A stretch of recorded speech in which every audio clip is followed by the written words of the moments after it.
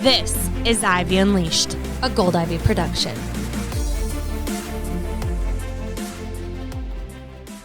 Welcome back to Ivy Unleashed. We are so grateful you are tuning in and want to acknowledge that we've had a dramatic increase of listens around the globe. If you haven't had a chance to check us out on social media, you can find us at Gold Ivy Health Co. for more tips and a daily look into our personal and professional lives. This momentum is very exciting for us. We are overwhelmed with gratitude and are so happy you're here because this episode is going to be out of this world. Yes, we're super excited because we've just been noticing there's times where we feel super off or we feel unlike ourselves or we're not getting sleep. In my household, nobody is sleeping. And I'm like, what is going on? So I jump on Instagram and I'm talking on the story about how nobody's sleeping and everybody's like, duh, retrograde. And also talk to Emma. So our guest today is a friend of mine, an old coworker of mine that's always inspired me. And it's been, her gentle nature and her contagious adventure spirit and her never-ending quest to keep learning has always just kind of made me gravitate toward her. So welcome to Ivy Unleashed, Emma Vasseur.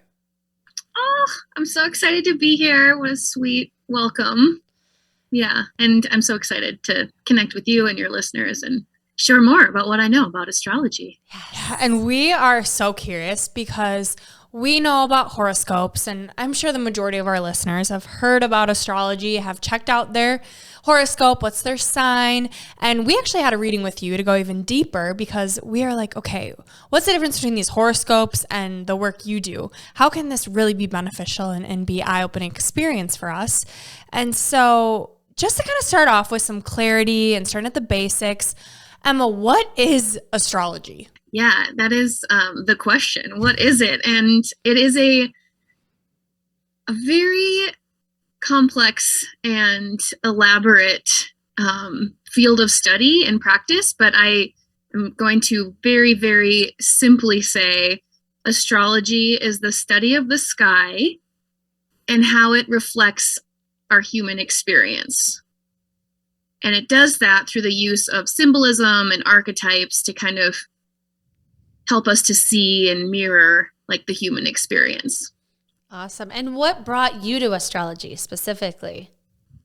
Yeah. Another question that there's a long story and a short story, but I'll share a bit about my journey to astrology. So I've always been really curious. And Andrea, thanks so much for saying that about my like adventurous spirit and like quest for seeking information and learning and all of that, because that's definitely a huge part of it. My whole life, I've just been curious. Like I always read my horoscope. I'm an Aquarius. I always thought it was really fun and interesting. And it piqued my curiosity. So I read books growing up and never took it super seriously. Just thought it was really fun and interesting. And then after undergrad, I kind of just felt a general, like something's off about life. I didn't feel like I was like fully engaging with my own life in the way that I wanted to be. So I've always been super curious just about, how to learn more about myself. I started going to therapy right after college, and my therapist then referred me to a life coach. And then through all of that, I did my own study with massage therapy and then coaching. And so it just opens your mind and your eyes to so many different things, different, like alternative, healing modalities and things like that. I've worked with many different practitioners and all different kinds of modalities. But it was in 2016, I believe, when I had my first reading with Jessa Walters, who is an evolutionary astrologer and has since been my teacher and mentor and huge just inspiration as to why I got into this work.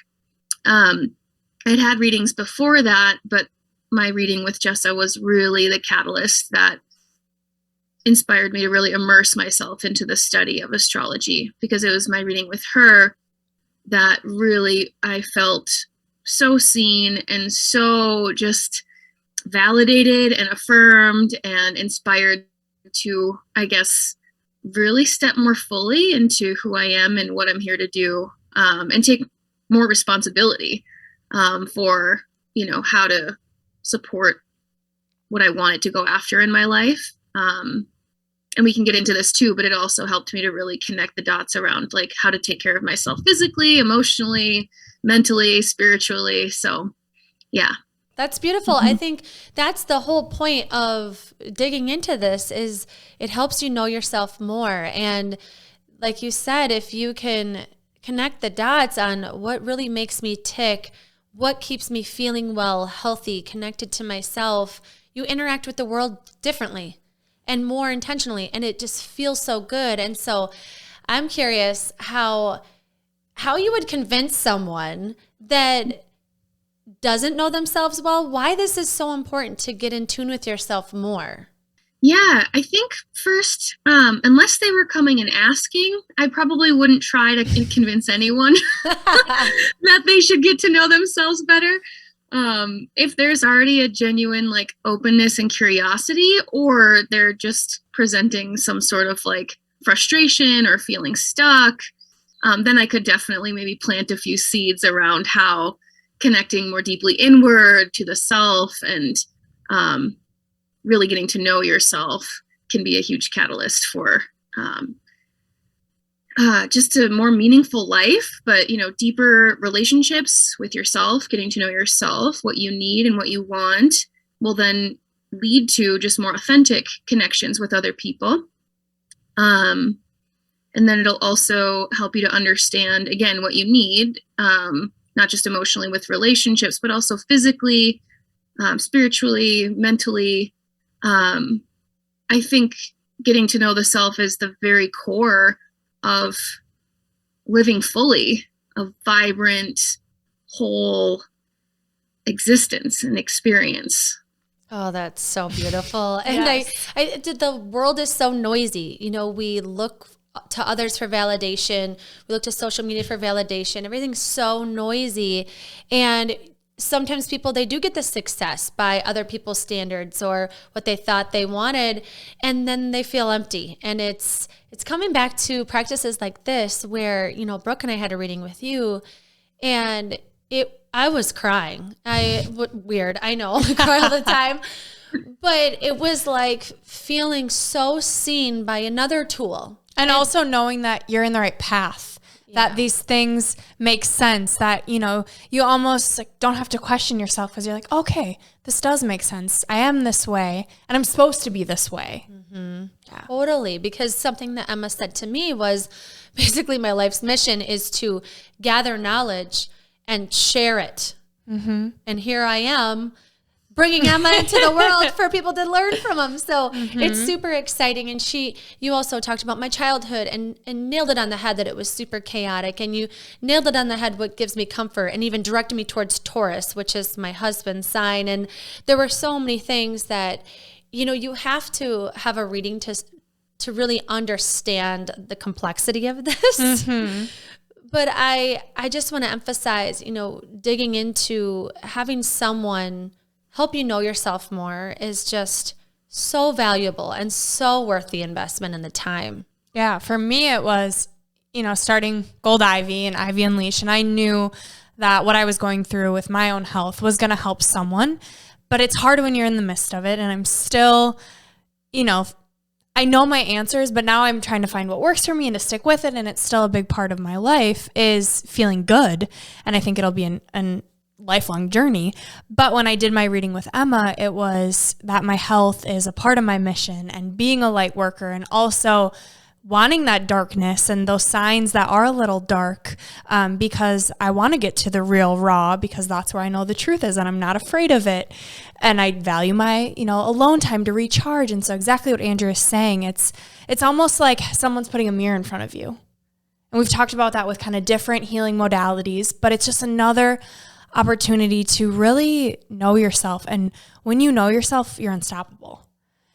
What I'm curious though, Emma, is, people have read their horoscope and you can get so many free downloads online and it's exciting. It's free. I'm curious the difference between that, your horoscope, knowing your sign, and the work that you do, because you talk about how your sign interferes with all different signs and it's very complex. And so I'm curious the benefits of working with you versus just getting your horoscope online. Yeah, great question. Thank you for asking. There's a lot of value in all of the information that's available online, of course, through mainstream kind of astrology, pop astrology. And this is something that a dear friend of mine actually, and another astrologer who I've learned a lot from, we've had this conversation before just about how astrology is really changing these days. Like the field of astrology is so different today because of how much is readily available and accessible to, anyone with internet access. Yeah, it can be fun. It can be exciting to like read horoscopes and engage with it that way. But the difference between that and working one-on-one with an astrologer or doing your own self-study deeper and looking at your own specific chart is just the nuance and the detail. Horoscopes are written broadly. It's for whoever is in that sign.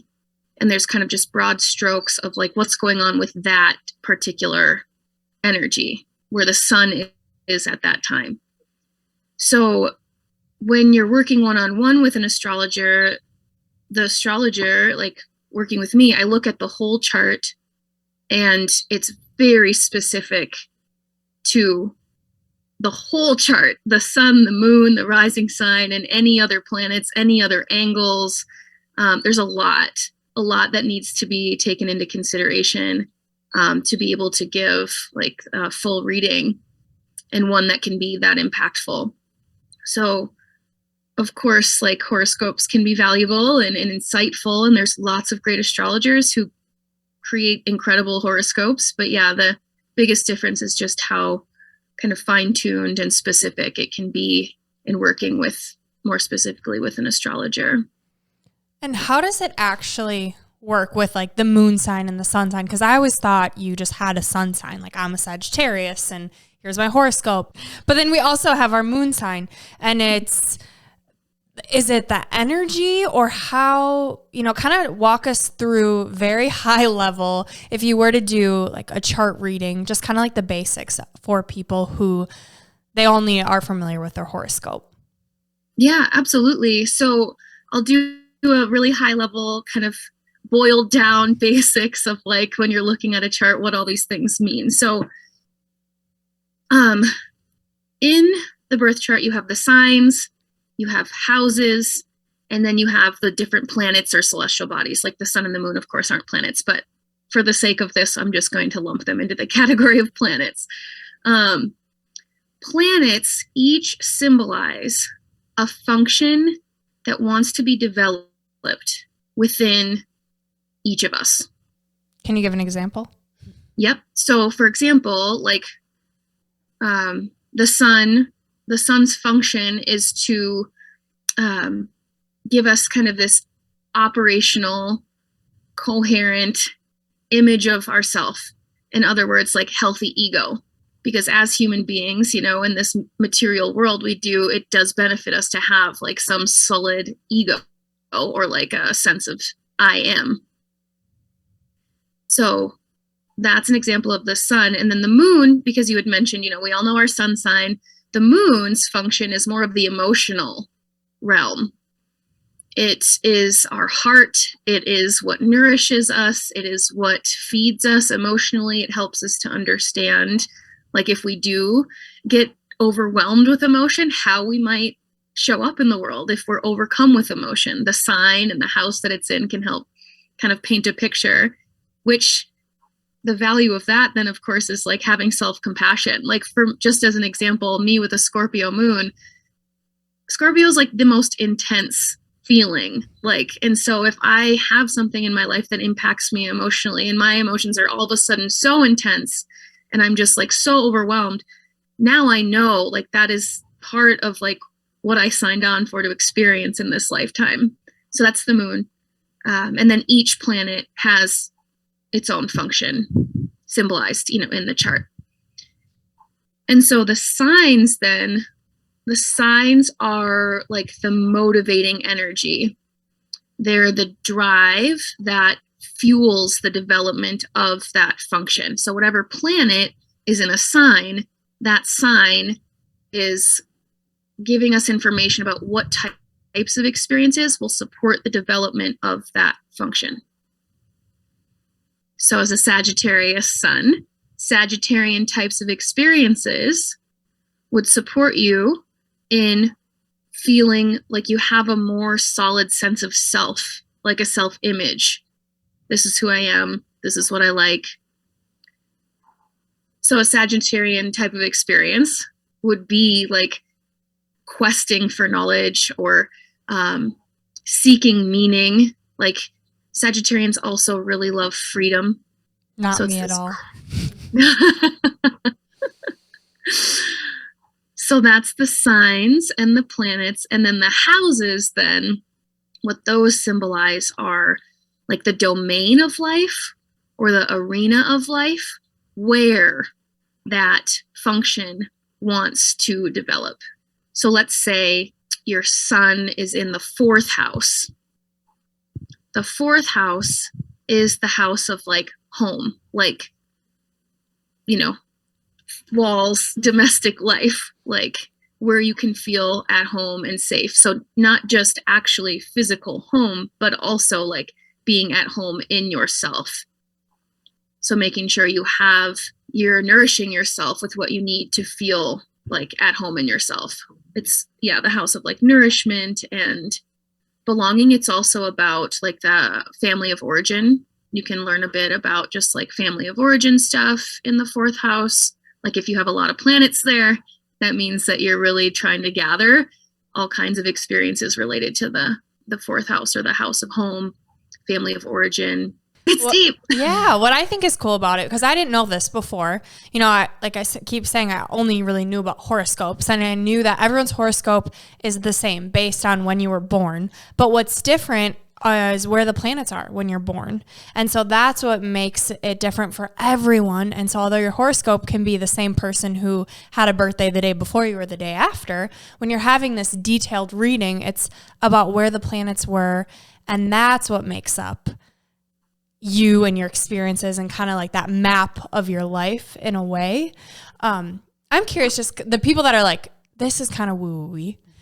You know, in our reading, you talked about how way back in the day when astrologers first discovered this, there wasn't all of the social media and the outside noise, and we were really connected with nature. And so I'd love for you to talk a little bit on that for people who maybe are a little skeptical on why this is so important and legit. I guess first, maybe this just says a little bit more about me. Like anyone that's skeptical, like I don't want to waste any time trying to convince anyone.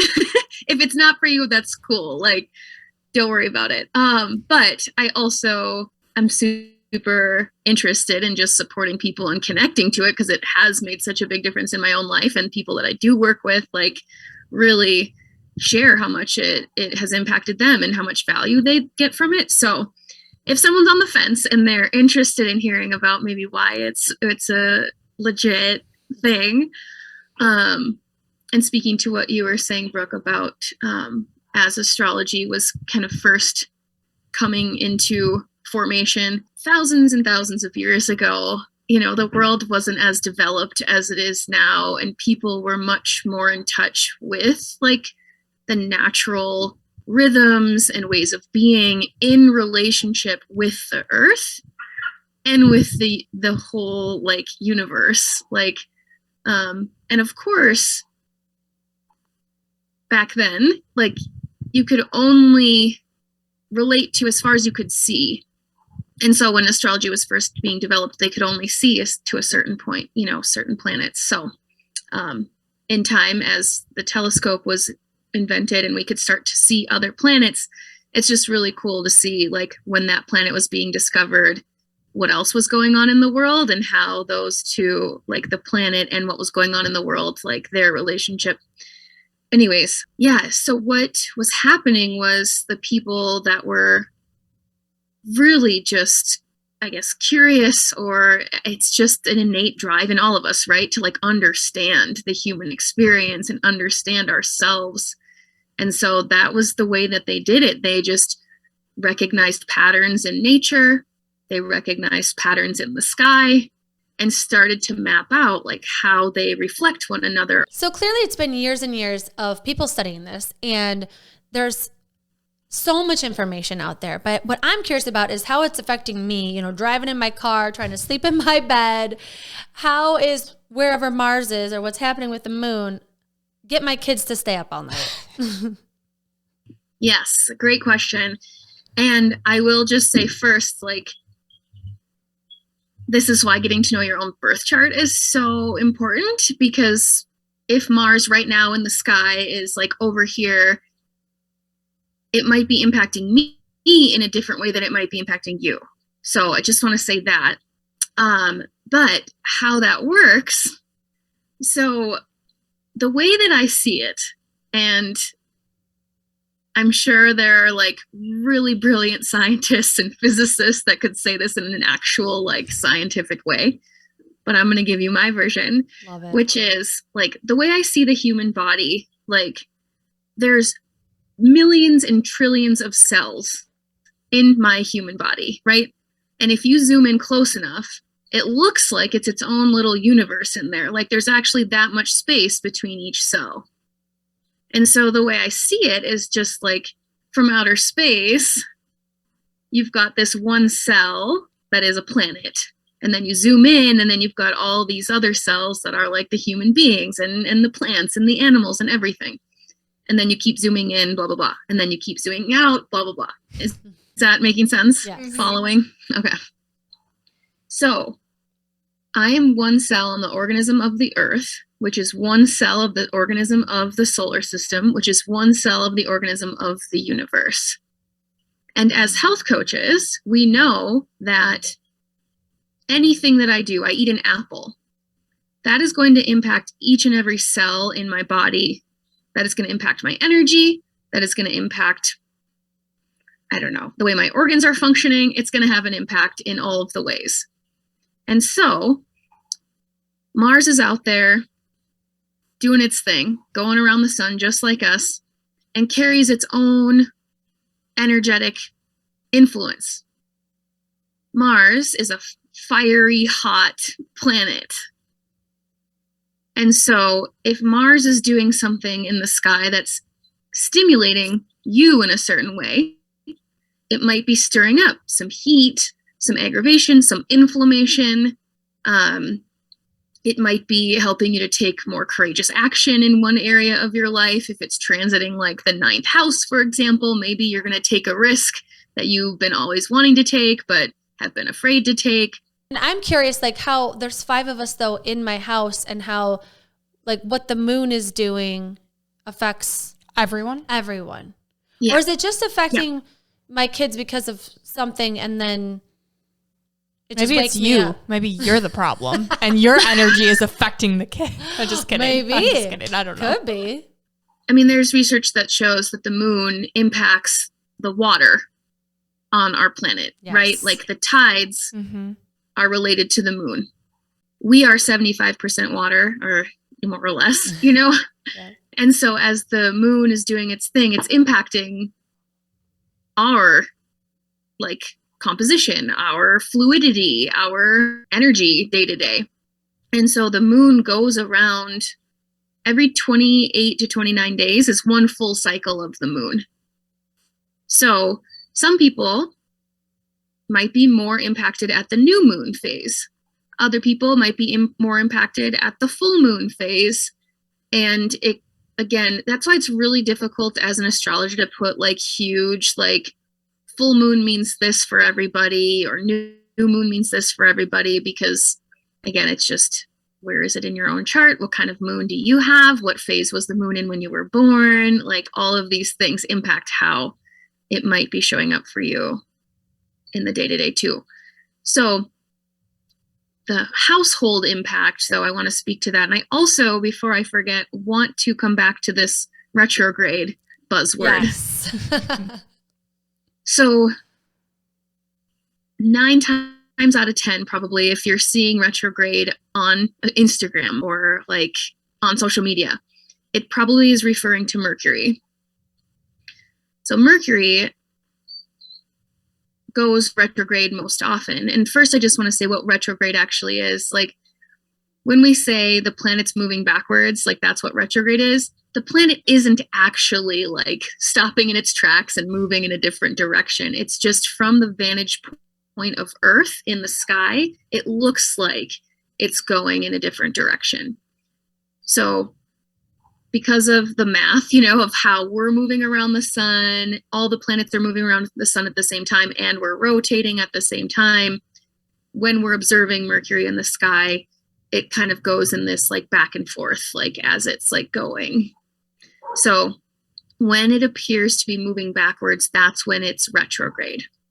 And this is true of all planets. All planets can go retrograde at certain times, having to do with, again, rotation, revolution around the sun. Mercury retrograde has such an impact, A, because it's like super close to Earth, and B, because they've actually found that Mercury has a pretty strong magnetic composition. So as it gets closer to or farther away from us here on Earth, it's going to influence the magnetic pulls and pushes. And that's why technology seems to get a little glitchy, because it's kind of messing with the magnetic vibrations that technology works on. Oh, that's interesting. So this is what's true of like all of the planets. They all have their own unique vibration, their own unique energetic composition, and how it's influencing us here on Earth is what astrology is all about, basically.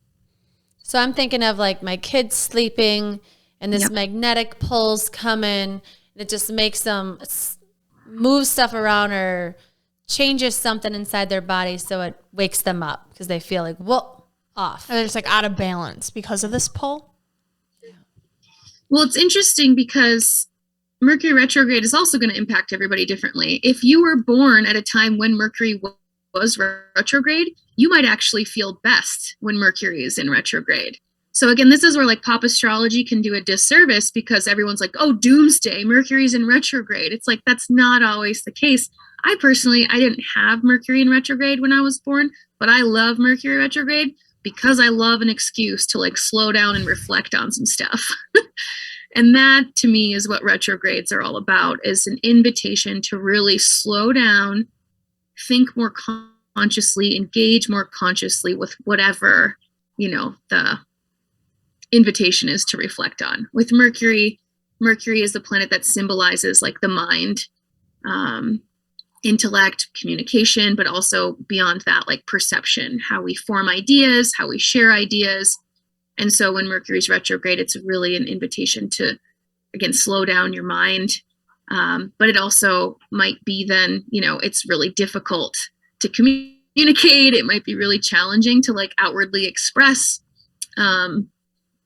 So if Mercury's retrograde and you're noticing your kids are not sleeping during Mercury in retrograde, it could be that it's just, really impacting something in their own individual charts. But then there's also, you can get really into it and look at like the chart of your family. Like you can combine charts together to see what's going on as a unit, as a whole. Throw in a whole nother, we're gonna sit down as a family of 5 on Zoom with Emma.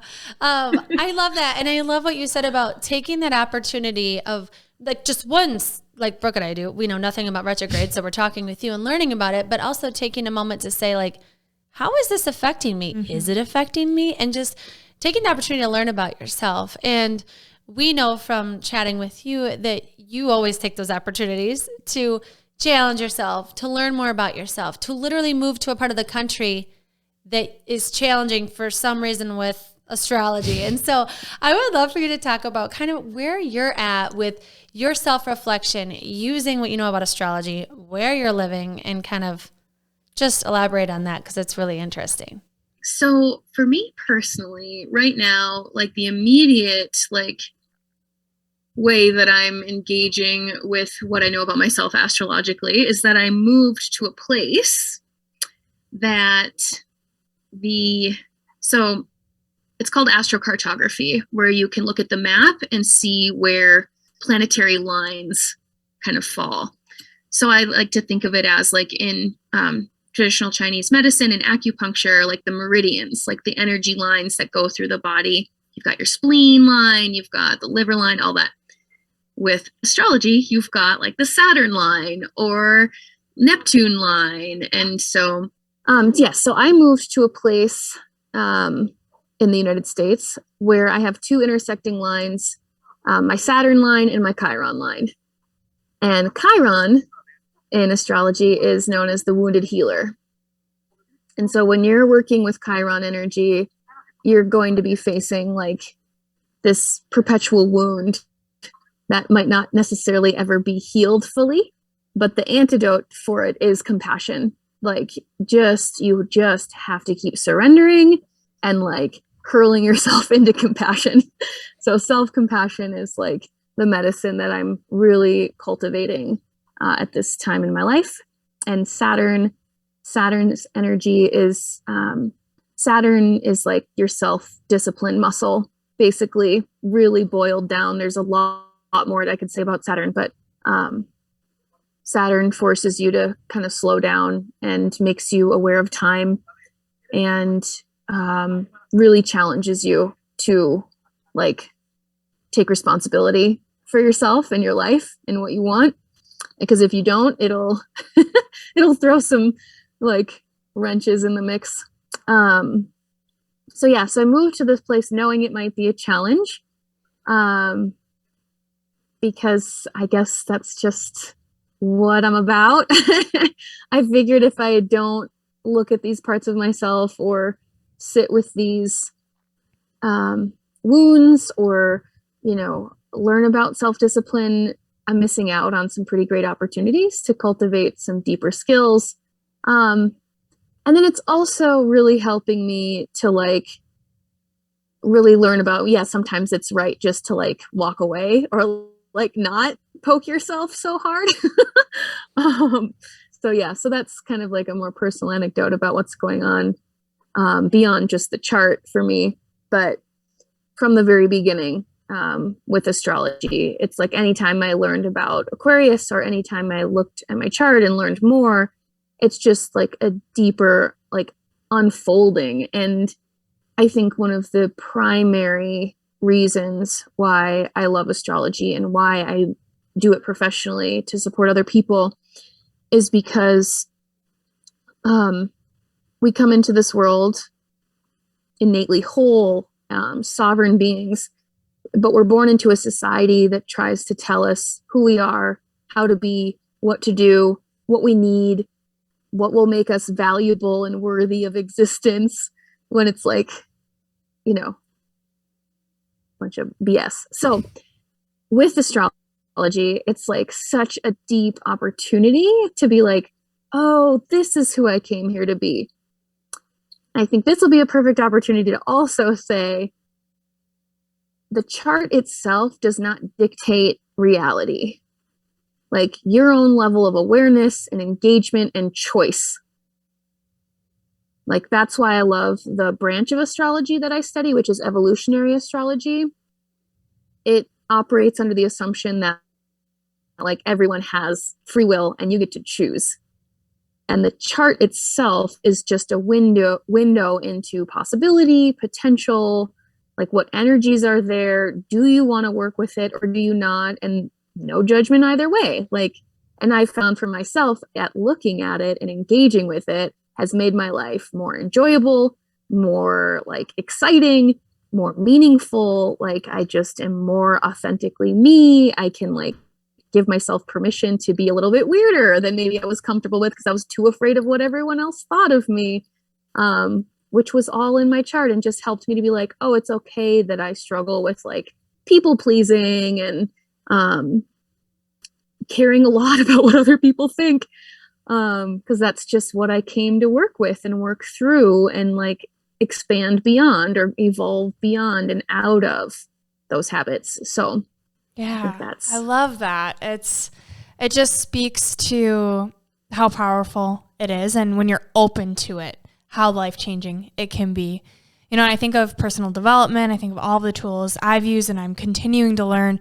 It's really about coming back home to who we were put on this earth to be, what's authentic to us, what feels right, and knowing that there isn't a right answer, but the right answer is what feels right to us. And so as you were speaking, that's what I kept thinking of is it's this mirror of compassion and acceptance and I don't want to say approval, but permission almost to be yourself to help you come back home. Oh, you guys. Beautiful. I love what you're both saying. And what I'm thinking of is that, like you're both saying, if you're open to this experiment of, you know, I feel like so much of the world is shut down. Like, no, you don't do the Enneagram. Like, you know yourself. And if you think more about it in a way of you're just exploring what makes you tick, why it's so hard for you to like not care what people think. Sometimes it's just harder for you. And to know that we all struggle with things and we all have strengths, and to kind of dig into what they are and just have the compassion for the struggles and really see how you can amplify your strengths. It's such a beautiful thing. It's so cool to see you own what you're good at and own what you're bad at and be like, it's okay, I'm bad at that. And then we can all kind of open up more about it and then chase our dreams more or stop doing things that don't make us happy because they just don't. Mm-hmm. And there's nothing wrong with that. All about self-discovery. Mm-hmm. And if you're open to it, why not be open to it?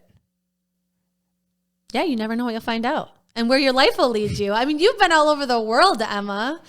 I love it. And I'd just love for you to speak a little bit more about the people that you've worked with and kind of transformations you've seen or what you've discovered. Because I would kill to be sitting in on all these readings that you do because it would be so interesting what comes up for people. And so what have you kind of discovered in this work? Yeah, it's first of all such a deep honor and privilege for me to be able to sit with people in this way and see them in this way. Like it's a deep act of trust, and openness and vulnerability. And I think that's probably one of the most like beautiful parts of this work is just like, you know, you come onto I've been doing it over Zoom. So you come onto the screen and there's just this kind of like sitting back, and a few times, you know, people are just like, okay, sure, what is this? Like, and then I just start sharing what I'm seeing, and it's like, you know, the walls are kind of broken down almost immediately, and people are just like, wow, I haven't, you know, felt this scene, or like, how do you know this kind of stuff? And yeah, just like the heart kind of like the softening around the heart that can happen, and just like the opening that happens there, and just the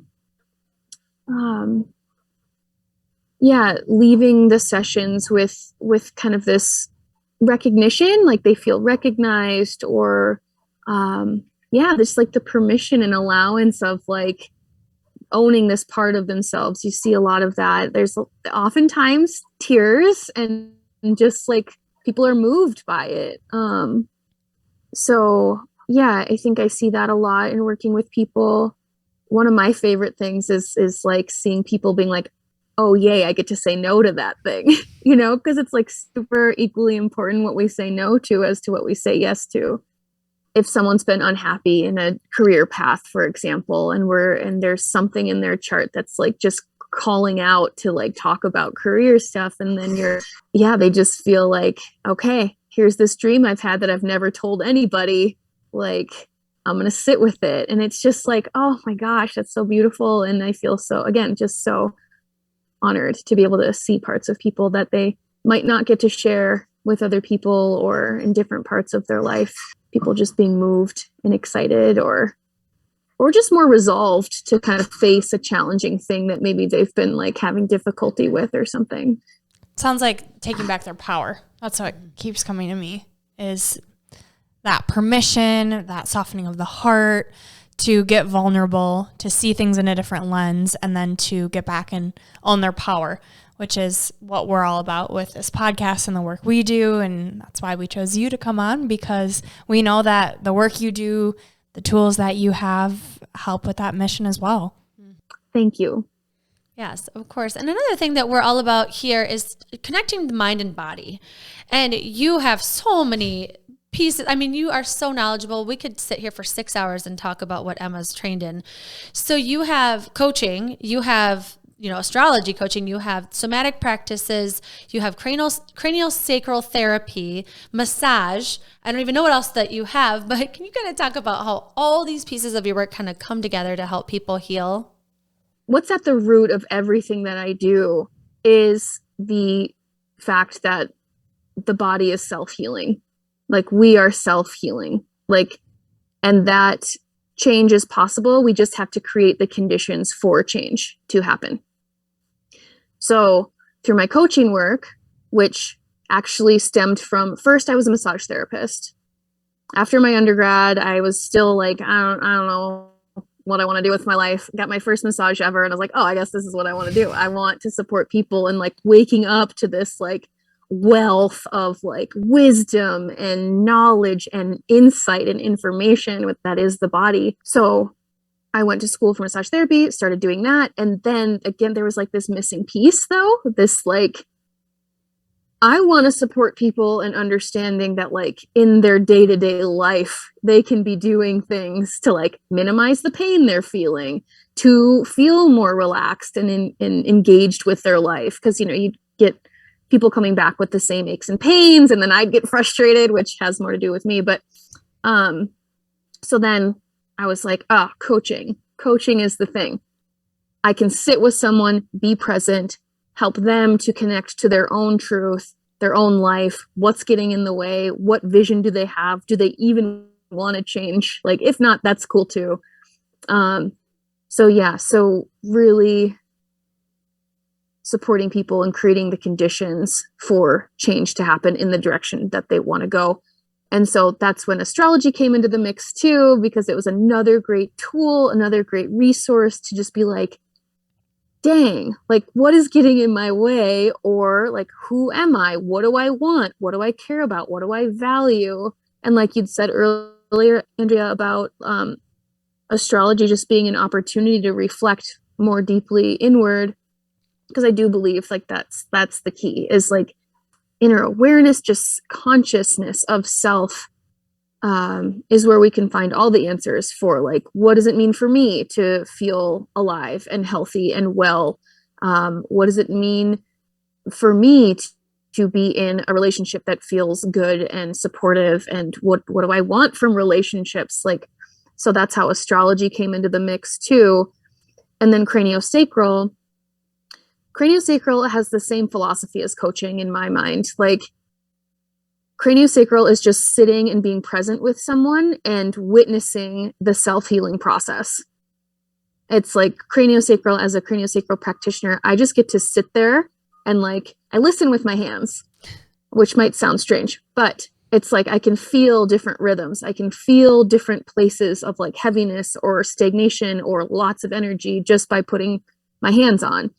And so by doing that and being present with the body and feeling for where's the health, and just inviting the body to lean more into that through craniosacral. That's how it's kind of the similar philosophy as coaching, just getting to be present with someone, following the thread, feeling and listening to where there's stagnation or blocks or beliefs that might be limiting, or and inviting just an openness, following the health, I guess, again, there too in conversation. So in my mind, they're all kind of one and the same thing, but just different through different lenses and through different kind of tools and strategies. I'm just hearing more. It's more than just the mind, and it's more than just the body, and you have to connect the two of them. And there's so many ways to do it, is what I'm hearing. I'm also hearing that you're just a lifelong learner, that it's never ending what you know and what you're willing to tap into, but knowing that the main idea is to heal. It's to quiet everything else and take time for yourself. is what I'm hearing. And helping people see their inner wisdom and their inner power and ability to heal themselves with your guidance. I'm curious, the craniosacral work, is it kind of like energy work, how you, like, you're releasing that energy with your hands, or is it based on what you hear, then you give that feedback to your client and tell them what to focus on or to work on, or how does that work? Like, what do they really get out of it? It's another one of those things that's just like, you got to experience it, I guess. Because there can be conversation, like if I notice something, but I'll always ask questions. Like if I notice something in the body, most often I won't really say anything, because it's like the body is having a conversation with me almost. It's like if I put my hands on someone's feet and I'm feeling like no energy in their feet, and for me, no energy in their feet might mean that they just feel really light. There's like not a settling happening. There's not like the gravity doesn't feel like it's like at their feet. And so I'll just sit there. I'll sit there and I'll listen, and I will just like, I'm not trying to change anything. I'm just like, through my own presence, inviting their body to like bring some energy down into their feet if they want to. And usually, after a couple minutes, like there will be a shift. The body will respond. The feet will get heavy, or you can feel like, and everyone is capable of this. So I don't mean to sound like I'm some special human that can listen with my hands. Like you both could do this. It's just doing it like you would any other, like learning an instrument. You've got to actually put in the time and the presence and the like engagement with it. We all have this ability. So, the more I do it and the more that I've done it over the years, you just develop that fine-tune ability to sense into different shifts in the body. And so that's what's happening with craniosacral. I'll put my hands on, very gentle touch. I'm not doing any kind of like with massage, there's more kind of like you can knead and kind of work with the soft tissue. But in craniosacral, I'm just holding. I'm just putting my hands on really gently, and it's really subtle. But the shifts can be really profound. You can unwind lots of years of built up energy and trauma, car accidents, like kids that had braces, and now as adults, they're having these issues, jaw issues, like there's stuff you can do with that.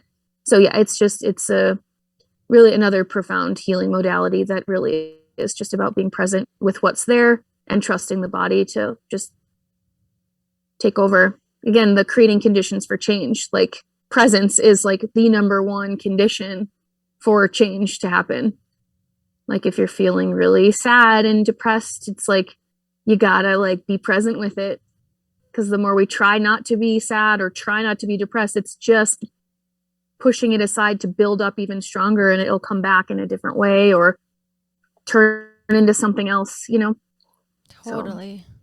It's just showing me, I feel like Brooke and I will always be employed and always have more episodes to record, because there's so much to learn. There's there's all different ways. And I think, like we've said multiple times, it's being open to what could help you heal and what could you learn about yourself so that you're not suffering as much.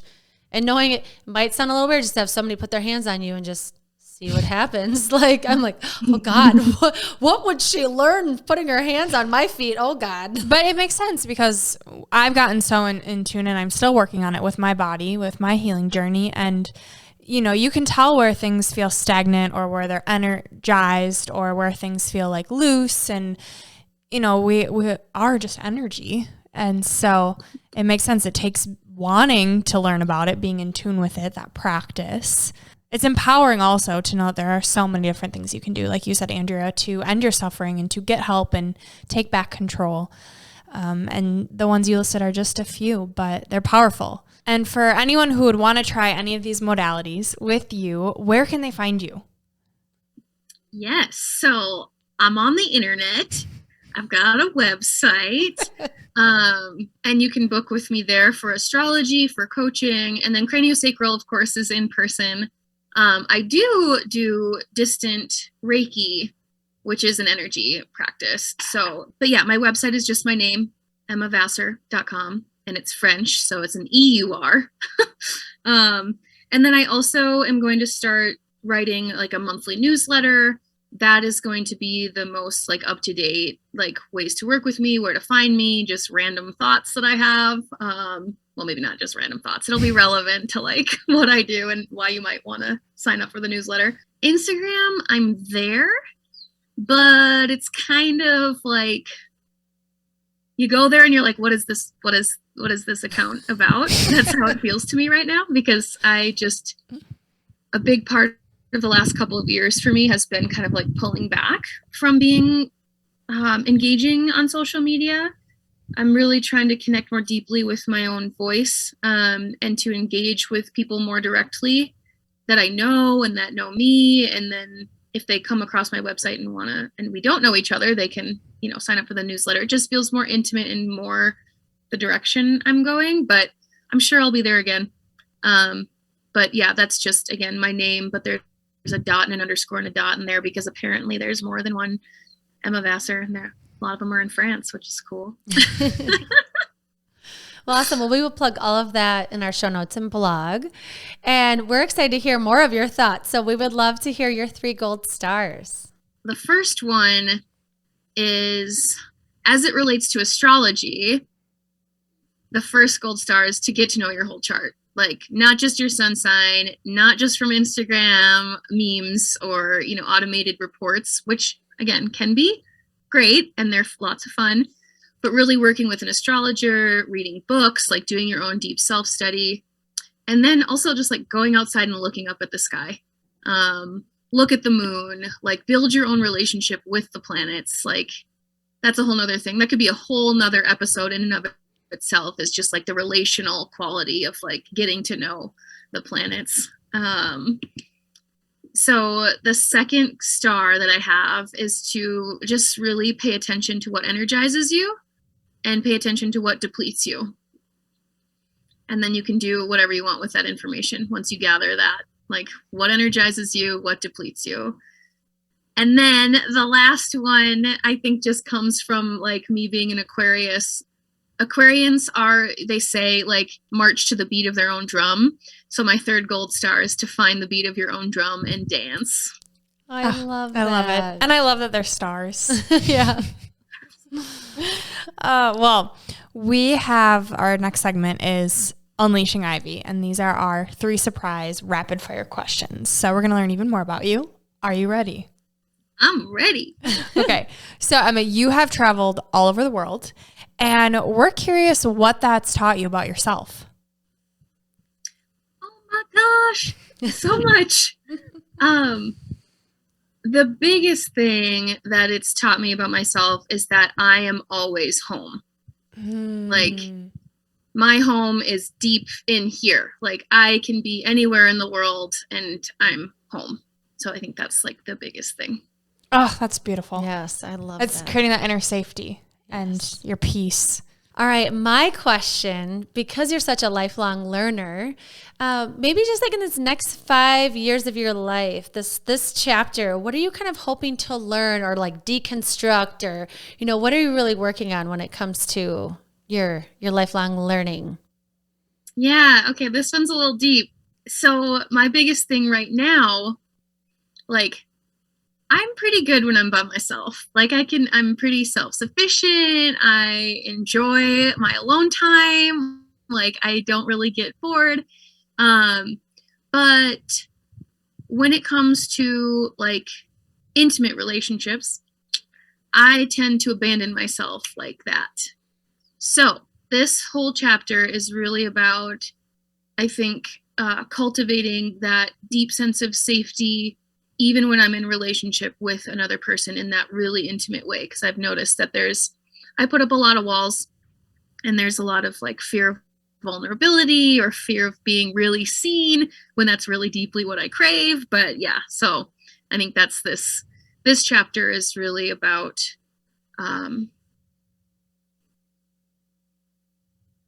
just letting the self, this like the relationship that I'm cultivating here and now carry into my relationships too, and not just like, I don't just abandon myself. Love that. Me too.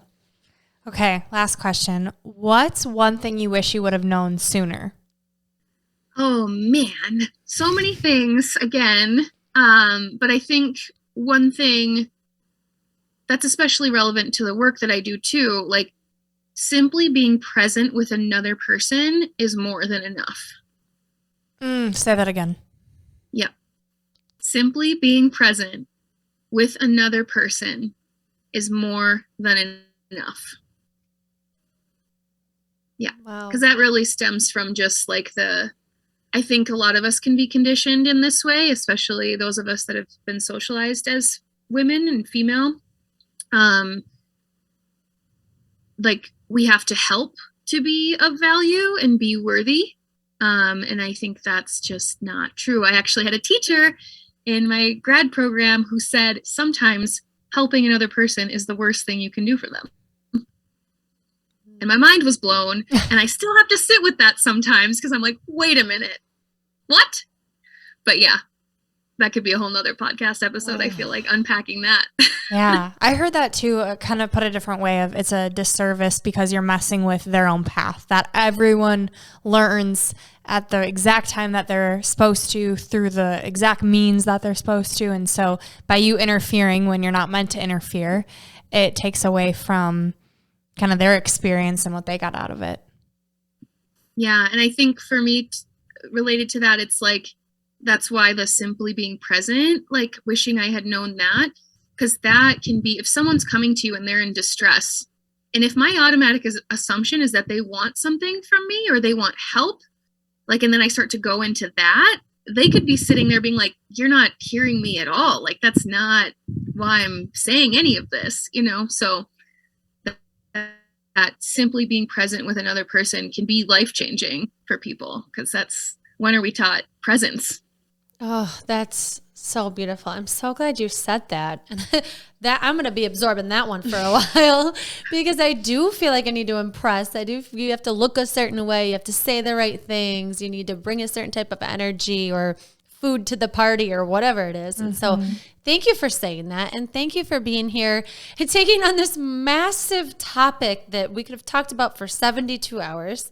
We appreciate your time and for doing a reading with us that was a game changer. I cannot wait to schedule another appointment with you. And so we just really appreciate you being here with us. Yes, thank you so much. And everyone listening, go check Emma out. She's amazing. We want you to experience what we did when we had our reading because it was awesome. All right, Emma, we hate to see you go, but we want to hear your gold. We leave our audience with a piece of gold. So would you like to share your gold with us? Yes, I would. This is a James Baldwin quote that speaks to my Scorpio moon heart. Not everything that is faced can be changed, but nothing can be changed until it is faced. This is Gold Ivy signing off. Listen to your truth and go chase your gold.